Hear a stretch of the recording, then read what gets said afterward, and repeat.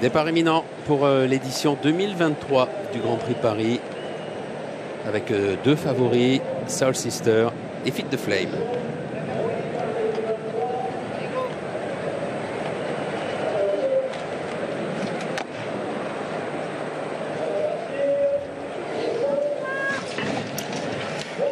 Et c'est parti pour ce Grand Prix de Paris version 2023. Soul Sister tente un pari de battre les mâles dans ce Grand Prix de Paris avec Silawi qui s'installe au commandement. Bon départ également pour Winter Pudding à son extérieur. Feed the Flame, l'un des favoris, est mal parti et se retrouve à quelques longueurs de retard du reste du peloton. Emmené toujours par Silawi en tête, Winter Pudding à son extérieur. Il y a ensuite Peking Opera, Kazakh Rose en troisième position. Son compagnon d'entraînement Adelaide River vient quant à lui côté corde. First Minister vient ensuite le numéro 6 avec Borchan Murzabayev.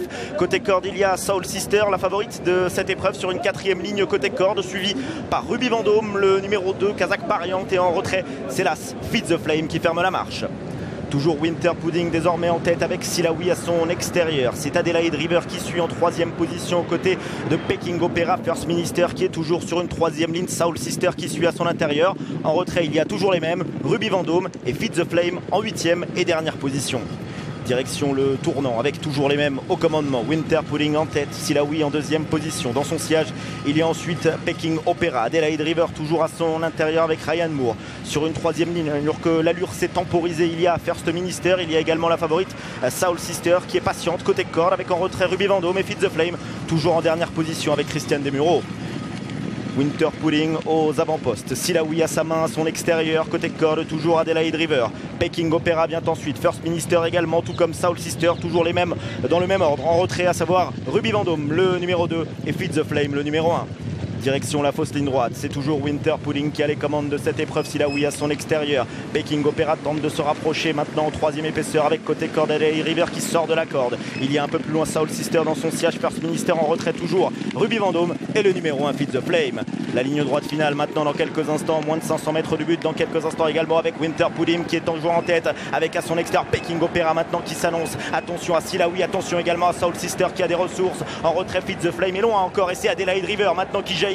Adelaide River à la hauteur maintenant de Winter Pudding avec à l'extérieur Peking Opera et en pleine piste Soul Sister. Va-t-elle rentrer dans l'E-Star Soul Sister alors qu'Adelaide River a toujours le meilleur? Adelaide River, Soul Sister et à l'extérieur maintenant Feed the Flame qui jaillit. Feed the Flame qui passe en revue le peloton mais Adelaide River qui se défend très bien à son intérieur. Feed the Flame va-t-il s'imposer? Il prend l'avantage sur Adelaide River. Feed the Flame qui remporte le Grand Prix de Paris.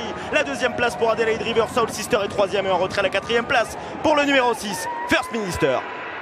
Le sourire, regardez au passage du poteau de Christiane Desmureaux qui a mené à la victoire Feed the Flame. On se posait la question, hein, Thierry, manque d'expérience ou peut-être pas aussi talentueux qu'on l'imaginait avant le Jockey Club. Bah, c'est un champion, il a placé une drôle d'accélération parce qu'il était dernier à l'entrée de la ligne droite. La deuxième place pour le numéro 4, Adelaide River, et la favorite Soul Sister, la lauréate des Oaks, qui s'empare de la troisième place. Nous avons First Minister qui est encore une fois derrière Feed the Flame, très loin derrière la quatrième place. Ah, il a su accélérer comme le font les super chevaux, hein, Thierry. Oui, écoutez, aujourd'hui, je pense qu'on a encore vu un champion. Voilà, c'est les courses qu'on nous avait démontrées au printemps. C'est vrai qu'il reste sur un échec sur les programmes de Chantilly dans le derby, mais aujourd'hui, voilà, il a été patient, il était un peu pris de vitesse, il y a eu quand même beaucoup de rythme. On a vu que dans les 300 premiers mètres, les jockeys se battaient un petit peu pour aller de l'avant. Et j'avoue que Christian m'a fait un petit peu peur en entrée ligne droite quand il était plutôt côté corps. Je pensais qu'il allait venir plutôt en dehors un petit peu plus vite. Il a fallu qu'il prenne le passage. Il avait décidé de suivre Soul Sister en entrée ligne droite. Puis après, le cheval a changé de jambe. Il voyage un petit peu. On voit quand même qu'il manque un petit peu d'expérience. Il est mature, il part un peu à droite. Hein. Il va beaucoup progresser. Je pense que c'est un cheval qu'on verra cet automne. Mais en fait, moi, il me plaît. Il a quelque chose. Enfin, c'est un poulet qui en jette, voilà. Il a quelque chose. Il a des tissus qui sont magnifiques. Il se déplace vraiment bien. Il a une tête de champion. Et quand il accélère franchement. Quand on va à mi-ligne droite, il leur marche dessus. Hein. Et heureusement, ça s'est ouvert. Hein. Puis quand ça s'est ouvert, on pense qu'Adelaide River a fait le trou. Mais il n'en est rien. Vraiment, si c'est l'arrivée au deuxième poteau, il gagne de 4. Hein. Une magnifique ligne droite vraiment de Feed the Flame. En plus, après un départ, les circonstances qui s'ajoutent en plus à ce succès, un départ où il a perdu plusieurs longueurs, un peu pris de vitesse comme l'a dit Thierry, mais dans la ligne droite, c'était vraiment le plus fort aujourd'hui. Et nous allons recueillir les impressions de Christiane Desmureaux qui découvrait Feed the Flame. Bravo Christiane. Félicitations. Au départ, voilà, vous n'êtes pas affolé, il n'est pas trop parti, vous étiez un petit peu en retrait, qu'est-ce qui s'est passé? Non, c'est pas qu'il ne part pas, il est bien sorti, il prend son temps à chauffer. C'est pour ça que dans le jeu reflet, pareil, il se retrouve un peu loin, mais il est fait comme ça, on ne va pas le changer. Il met du temps, après j'ai pu me rapprocher. Par contre, qu'est-ce qui m'a plu quand je l'ai appelé, il a répondu tout de suite en foulée. Je me suis retrouvé trimballé derrière à la favorite à Gosden. Quand j'ai pu le décaler, il a fait vraiment très bon cheval. Ce doit être grisant, hein, Christian, de voir son poulain comme ça accélérer très rapidement. Oui, je l'avais pris des points en point de mire avec Ace Impact dans le Jockey Club parce que je pensais qu'il était très bon. Et là, il montre qu'il est très bon encore. Ouais, bravo Christian. Je t'avoue que tu m'as fait un peu peur quand je t'ai vu un petit peu déborder dans la fausse ligne droite et que tu étais en dedans pour essayer de voir Swister. Ce qui m'a surpris, c'est que tu es passé d'être un petit peu débordé à tout de suite accélérer, quoi. Oui, tout à fait, Thierry. Comme je disais, ça, c'est les très bons chevaux. Ah oui. C'est ça. La montée aussi, des bons chevaux, ils font ça. C'est un kiff, quand même. Franchement, c'est... Bravo Christian, c'est du beau travail, c'est génial. Bravo à vous, merci. Bravo. Voilà, un vrai cheval de 2400 mètres, ce Feed de Flemme. La réaction avec vous, Maxime, de Pascal Barry. Ah. Oui, Pascal, on a vu un champion là. Oui, c'est un très bon cheval. Sur 2004, c'est vraiment un vrai bon cheval.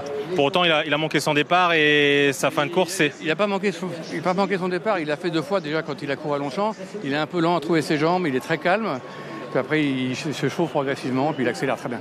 Je vous laisse aller profiter, je reviens avec vous pour parler un petit peu de la suite. Merci beaucoup. Et Pascal Barry, c'est un entraîneur, un Thierry qui a un super palmarès. Il fois le Jockey Club, 2 fois le Diane. Il a gagné des Breeders' Cup, mais je crois qu'il n'avait plus gagné Groupe 1 depuis, si je dis pas de bêtises, Study Hoffman dans le Jockey Club en 2018, donc ça faisait 5 ans. Ah oui, c'est ça, ouais, depuis le Jockey Club de Stéphane, de Study Hoffman, c'est ça. Bravo à lui, il ajoute une nouvelle ligne d'or à son palmarès.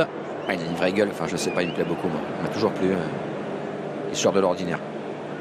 Là en fait il est débordé, il va lui demander un petit peu de... Il va lui demander de s'accélérer, puis tout de suite il va prendre son mort, il va foncer dans les jambes de Soul Sister.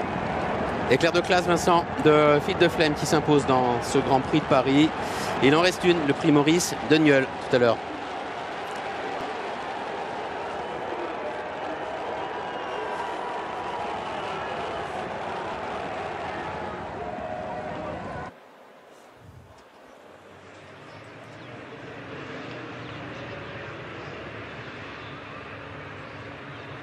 La Feed de Flame qui manquait donc de 2 métiers dans le Jockey Club et surtout c'est un cheval de 2004. C'est ce que pensait Christophe Soumillon, ce qu'il avait indiqué après la victoire de Christophe qui n'a pas pu être associé aujourd'hui à lui, mais il a tout de suite dit après le Ferrière, il a dit c'est un cheval pour le Grand Prix de Paris. Il peut être un peu juste pour courir le Jockey Club de 2000 mètres. Après voilà, c'était bien sûr tentant de courir le Jockey Club en 3e course, mais ça n'hypothéquait pas sa présence aujourd'hui dans le Grand Prix de Paris.